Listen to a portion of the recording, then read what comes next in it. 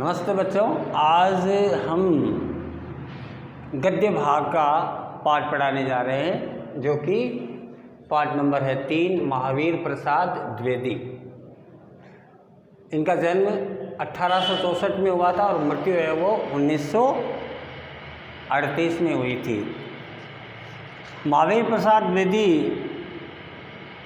का जन्म उत्तर प्रदेश के रायबरेली ज़िले के दौलतपुर ग्राम में सन 1864 में हुआ था और उनके पिता थे जो राम सहाय दुबे, ये कन्याकुब्ज ब्राह्मण थे।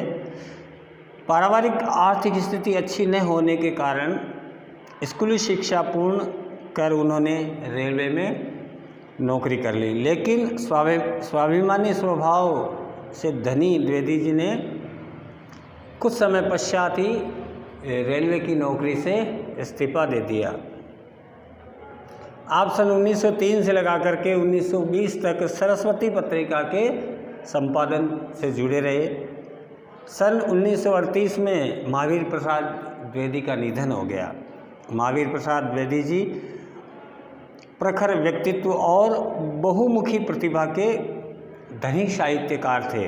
द्विवेदी जी कभी समालोचक रहे, तो कभी निबंधकार, कभी संपादक रहे और कभी भाषा वैज्ञानिक साहित्यकार, अर्थशास्त्री भी रहे और विविध प्रकार के या विविध रूपों के विविध रूपों में उभर कर सामने आए। आपने 1903 से 1920 तक सरस्वती संपादक रहते हुए हिंदी भाषा व्याकरण और वर्तनी के नियम स्थिर करके हिंदी गद्य की भाषा का परिष्कार किया था। द्विवेदी जी ने अपने समकालीन कवियों और लेखकों का साहित्य रचना में मार्गदर्शन किया था। इसी कारण आधुनिक हिंदी साहित्य के द्वितीय उत्थान काल यानी सुधार काल में महावीर प्रसाद जी ने नाम पर द्विवेदी युग के नाम से इस युग को जाने लगा। इनके प्रयासों से ही खड़ी बोली काव्य की भाषा के रूप में प्रतिष्ठित हुई। द्विवेदी जी ने भारतीय जातीय परंपरा का समालोचन दृष्टि से गहन अध्ययन किया था और प्रासंगिक और विवेक सम्मत परंपराओं का समर्थन करते हुए रूढ़िवादिता का इन्होंने विरोध किया। इनके लेखन में सरलता, सुबोधता और परिनिष्ठता के गुण झलकते हैं। मौलिक रचनाओं की यदि हम बात करें बच्चों, तो काव्य मंजूषा, सुमन, अबला, विलाप, कन्याकुब्ज, कविता कलाप ये काव्य के रूप में थे। अद्भुत आलाप, संपत्ति शास्त्र, महिला मोद, रसज्ञ रंजन, साहित्यकार, शिखर ये गद्य के रूप में उन्होंने अनुदित किए थे। और भी कुछ रचनाएं थी जिसमें विनय विनोद, स्नेहमाला, ऋतु तरंगिनी ये पद्य भाग में थी और भामिनी विलास, रघुवंश, वेणी सहार, बेकन विचार और रत्नावली और स्वाधीनता ये गद्य के रूप में परिलक्षित थे। यानी इन्होंने ये लिखा था। आज के इस पाठ में बच्चों हम बात कर रहे हैं कि स्त्री शिक्षा के कुतर्कों का खंडन। स्त्री शिक्षा पुराने ज़माने में क्या होती थी, नहीं दी जाती थी। उस समय इन्होंने कहा कि स्त्री शिक्षा के विरोध में जो कुतर्क दिए जाते हैं उनका खंडन इन्होंने किया है। प्रस्तुत निबंध द्विवेदी जी के महिला मोद शीर्षक नामक इस निबंध से लिया गया है। ये निबंध प्रथम बार दिसंबर 1914 को सरस्वती पत्रिका में पढ़े लिखों का पांडित्य शीर्षक से प्रकाशित किया गया है। 21वीं सदी में स्त्री शिक्षा विज्ञान, सरकारी सेवा, निजी क्षेत्र, व्यापार और वाणिज्य सहित सभी क्षेत्रों में मनुष्य के कंधे से कंधा मिला करके काम करने वाली और समाज निर्माण और विकास में सहयोग दे रही स्त्री, लेकिन इस स्थिति में पहुंचने के लिए स्त्री शिक्षा के पक्षधर सुधारकों, पुरुष प्रधान और रूढ़िवादी समाज से कड़ा संघर्ष करना पड़ा। आज स्त्री स्वतंत्र है, अपने आप में पढ़ाई कर सकती है, कार्य कर सकती है, लेकिन उस समय ऐसा नहीं था। उस समय द्विवेदी जी ने अपने काव्य के माध्यम से, अपने गद्य के माध्यम से, अपने पद्य के माध्यम से स्त्री शिक्षा पर जोर दिया था और उसका विरोध करने वाले जो कुतर्क लोग देते थे उनको भी उन्होंने अपनी भाषा के माध्यम से चुप कराया।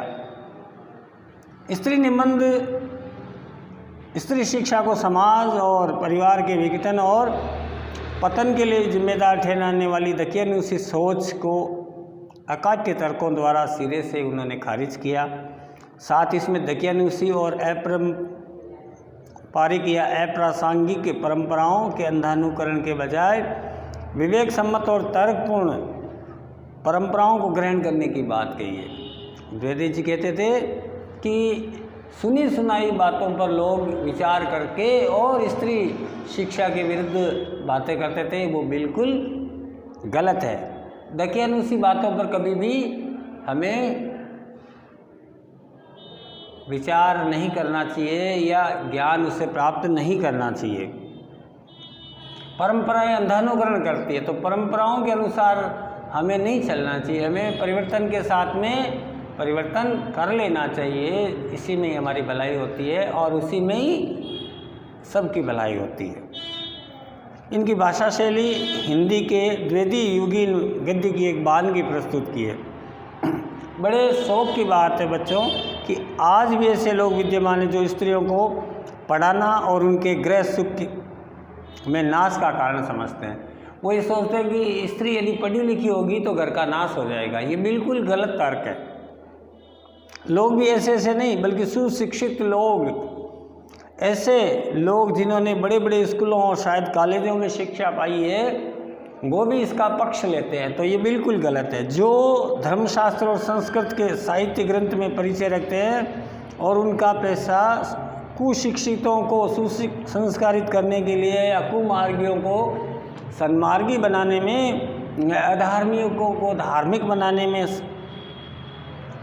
लगता है, तो वो किस प्रकार की दलीलें देते हैं। उस दलीलों के बारे में उन्होंने बताया कि पुराने संस्कृत कवियों ने नाटकों में कुलीन स्त्रियों से अपढ़ों की भाषा से बात कराई गई। इससे ये प्रमाणित होता है कि इस देश में स्त्रियों को पढ़ाने की कोई चाल नहीं थी, यानी अनपढ़ स्त्री को पढ़े लिखे आदमी से वो बात करवाते थे। तो ये तो निश्चित रूप से है कि पढ़ा लिखा है वो अनपढ़ को किसी भी आधार पे आगे नहीं बढ़ने देता है। और इतिहास पुराणों में उनको पढ़ाने की नियमबद्ध प्रणाली जरूर लिखी मिलती थी। स्त्रियों को पढ़ाने से अनर्थ होते हैं, इनका ये तर्क था। शकुंतला इतना कम पढ़ी थी कि गंवारों की भाषा में भी मुश्किल से एक छोटा सा श्लोक लिख सकी थी। तो इस पर उसकी इस इतनी कम शिक्षा ने अनर्थ कर डाला था। शकुंतला ने जो कटु वाक्य दुष्यंत को कहे वह पढ़ाई का भी दुष्परिणाम है। जिस भाषा में शकुंतला ने श्लोक रचा था वह अनपढ़ों की भाषा थी। अतः नागरिकों की भाषा तो दूर रही, अनपढ़ गंवार की भाषा पढ़ाना स्त्रियों को बर्बाद करना है। इस तरह दलीलों का सबसे अधिक प्रभावशाली उत्तर उपेक्षा ही है। तथापि हम 2-4 बातें लिख देते हैं या पढ़ लेते हैं, लेकिन हमें उन पे पूर्णतः विश्वास नहीं करना चाहिए। नाटकों में स्त्रियों का प्राकट्य बोलना उनके अपढ़ होने का प्रमाण नहीं है। अधिक से अधिक इतना ही कहा जा सकता है कि वो संस्कृत न बोल सकती थी। संस्कृत न बोल सकना, न पढ़ने होने का कोई सबूत नहीं होता है। या जो संस्कृत नहीं पढ़ता वो गंवार नहीं होता है। उनकी संस्कृत क्या कोई गंवारी संस्कृत थी? भवभूति ले लो, कालिदास ले लो, है ना। इनके नाटक उस जमाने में थे जिस जमाने में संस्कृत के जानकार इतनी स्त्रियां नहीं थी। आज तो निश्चित रूप से संस्कृत ले लो, कोई भी भाषा ले लो, स्त्रियां बहुत आगे बढ़ चुकी है। तो देखिए पुरानी स्त्रियां जब पढ़ी लिखी नहीं थी, उनको पढ़ाया नहीं जाता था, उनको कितने कष्टों का सामना करना पड़ता। लेकिन आज पढ़ी लिखी है तो वो सुखपूर्वक आनंदित जीवन बिता रही है और पुरुष के साथ कंधे से कंधा मिला करके काम कर रही है। सबूत प्राकृतिक में प्रचलन में थे।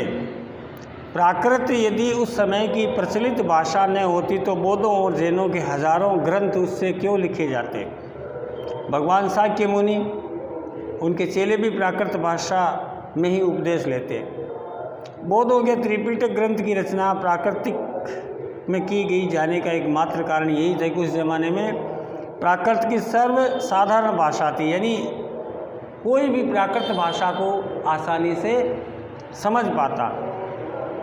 प्राकृत बोलना और पढ़ना या लिखना अपढ़ और अशिक्षित होने का चिन्ह नहीं था। जिन पंडितों के साथ सप्तशती, सेतुबंध, महाकाव्य और कुमारपाल शास्त्री आदि ग्रंथ प्राकृत ने बनाए थे, वे यदि अपढ़ और गंवार थे तो भी हिंदी प्रसिद्ध अखबार इस ज़माने में अपढ़ और गंवार कहा जाता था। यानी पुराने ज़माने में यदि अखबार का संपादन उस ज़माने में अनपढ़ और गंवार आदमी कर सकते थे तो भी उनको, चाहे भले वो अपनी भाषा में लिख करके करते थे, तो भी उनको लोग गंवार मानते थे, क्योंकि अपने ज़माने की भाषा में वो अखबार छापता था।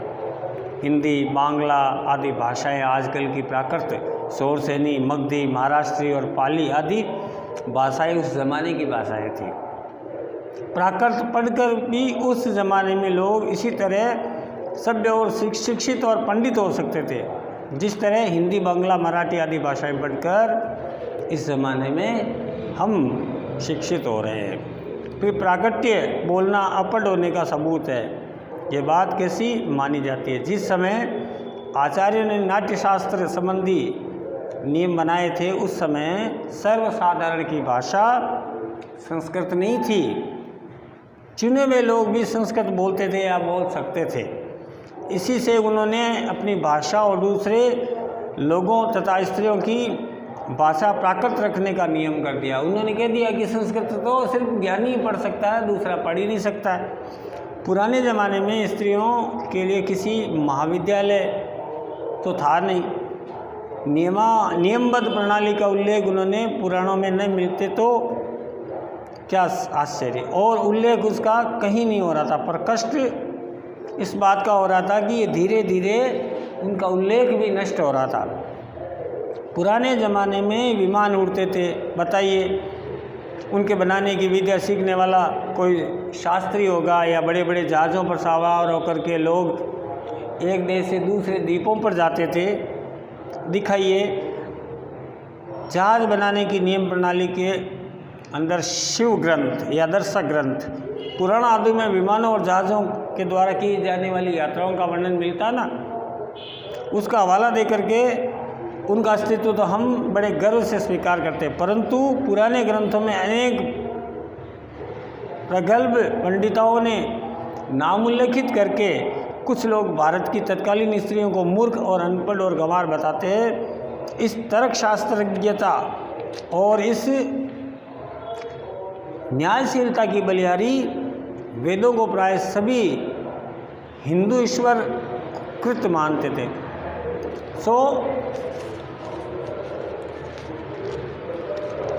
ईश्वर तो वेद मंत्रों की रचना अथवा उनका दर्शन विश्वधारा आदि स्त्रियों में कराए, और हम उन्हें ककरा पढ़ाने की भी बात समझे। यानी आदमी को तो बहुत बड़ी बड़ी ख्यातियाँ दे दे, आदमी चाहे जितना पढ़ सके, लेकिन उसको स्वर व्यंजन यानी ककरा पढ़ाने में भी परहेज करे स्त्रियों को। शीला और विजया आदि कौन थी? ये स्त्री थी या नहीं? बड़े बड़े पुरुष कवियों ने आदृत हुई या नहीं? साठ गंधर पद्धति में उनकी कविता में नमूने हैं या नहीं? बौद्ध ग्रंथ त्रिपिटक के अंतर्गत शेरी गाथा, थेरी गाथा में जिन सैकड़ों स्त्रियों की पद्य रचना उद्धृत है, क्या वे अनपढ़ थोड़ी थी? पुराने ज़माने में भी स्त्रियां पढ़ती थी, चाहे चोरी चुप के पढ़े, लेकिन इनके प्रति लोगों का जो भाव है वो बड़ा ही निकृष्ट था। जिस भारत में कुमारिकाओं को चित्र बनाने, नाचने, गाने बजाने, फूल चुनने, हार गूंथने, पैर मलने तक की कला सिखाने की आज्ञा थी, उसको पढ़ने लिखने की आज्ञा न थी। कौन विज्ञ ऐसी बात मुख से निकालेगा और कौन निकालेगा तो कौन मानेगा। इस प्रकार स्त्री शिक्षा के कुतर्कों का इसमें खंडन किया जा रहा है। तो बच्चों ये पार्ट पहला हुआ। दूसरे पार्ट में हम आपसे फिर मिलेंगे। आज आप इसके 2-3 सवाल लिख लीजिए। आज का हमारा पहला प्रश्न है, महावीर प्रसाद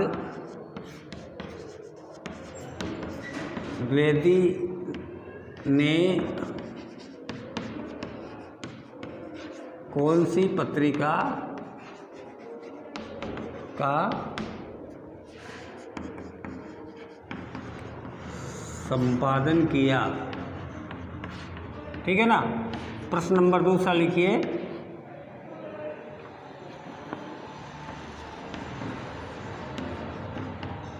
शकुंतला ने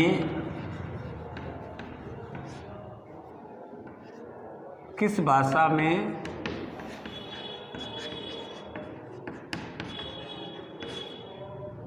श्लोक कहा था।